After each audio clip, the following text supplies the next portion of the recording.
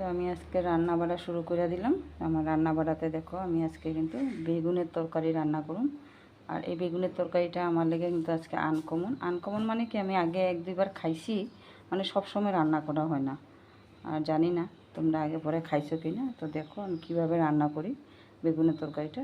তো আমি বেগুনের তরকারি রান্না করার লেগে নিলাম বেগুন, এইভাবে কাটটা নিছি, যেভাবে ভাজা করা হয় এইভাবে কাটটা নিলাম। আর লগে আছে কাঁচা লঙ্কা, পেঁয়াজ, আর এখানে আমি অল্প শস্য নিছি, সাদা শস্য। এখন আমি সাদা শস্য কাঁচা লঙ্কাটা পেস্ট করে নেব। এই দেখো আমি কিন্তু পেস্টটা আমি টমেটো আর পেঁয়াজও কিন্তু দিছি, পেস্ট করে নিলাম সুন্দর করে। আর এদিকে আমি কড়াই বসাই দিছি, কড়াইয়ের মধ্যে তেল দিয়ে দিছি। তো কালকে রাত্রে পাঁপড় ভাজছিলাম, তেলটা রয়ে গেছে। তো এটা আমি এখন আমি বেগুনগুলি ভেজে নিব, সুন্দর করে বেগুনগুলি ভেজে নিব লাল লাল করে। বেগুনগুলি সুন্দর করে উল্টায় নিতেছি একবার।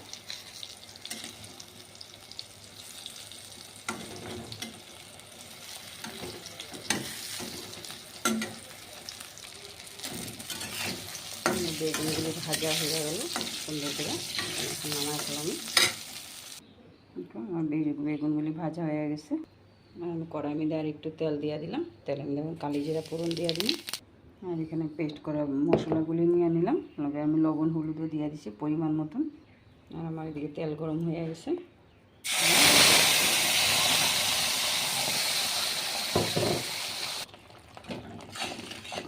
মশলাটা সুন্দর করে সাতলায় নিয়ে তেল ছাড়া পর্যন্ত।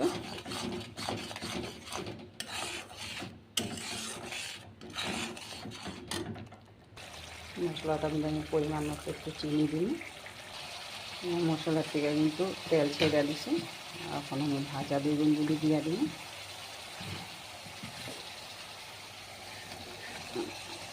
একদম হালকাভাবে লাগতে লাগবে, কারণ বেগুন ভাজা আছে আগেরে, নাহলে কিন্তু বেগুনগুলি ভাঙ্গা দেবে, গলা গেলে ভালো লাগবে না।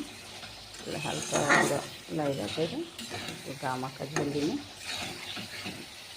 আর তোমরা ইচ্ছা করলে ধনিয়া পাতা দিতে পারো, আমার কিন্তু ধনিয়া পাতা আজকে নাই, এগুলো আমি ধনিয়া পাতা দিব না, এভাবেই রান্নাটা করুন। আর তোমরা এইভাবে বেগুন তরকারি রেখে রান্না করে খাইছো আমার একটু কমেন্ট করে জানাইবা। ভালো লাগলে তোমরা আমার রান্নাগুলো যদি ভালো লাগে ফলো করে আমার পাশে থাকবো। আমি চেষ্টা করুম আরও এভাবে রান্না করতে, ভালো লাগবে কমেন্ট করলে আমি একটু উৎসাহ পাবো।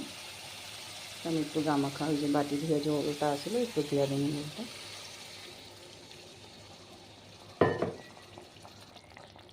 আমি গোটা